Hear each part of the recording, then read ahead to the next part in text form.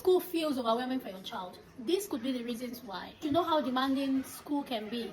The school asks so much of these kids. So they come back home feeling so drained, feeling tired. First is the mental load, the constant instructions, following rules, trying to process everything the teacher is saying. Trust me, it can be so tiring. And then you want to talk about sensory overwhelm. The other day I talked about kids who are sensory seekers and those who are sensory avoiders. If your child is a sensory seeker or a sensory avoider, they find themselves in a noisy classroom, it can be overwhelming for them, it can be tiring. But then if your child is now a sensory seeker and in the classroom they are not allowed to move around, their mates are not thoroughly met, they come back home feeling so overwhelmed. And then you want to talk about social pressure, friendship, misunderstanding, social politics, and all. You know how kids can be, this one refused to play with me, this one didn't talk to me today. It can be overwhelming as well. And then the academic demands, they learn new things every day, they get to do a lot of things every single day. They get to do different things every single day, different routines, different lessons. This can be tiring as well. I mean, they are still trying to, understand the previous lesson, and boom, today they are learning a new thing entirely. It can be a bit confusing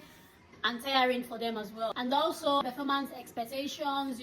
Every child has an expectations in school. You want them to do well, trying to make them come up with good grades and all. It can be exhausting for them. Then you want to talk about physical fatigue. Every morning they have to wake up very early, carry their bags and all. Trust me, it can be tiring. And lastly, transitions and unpredictability.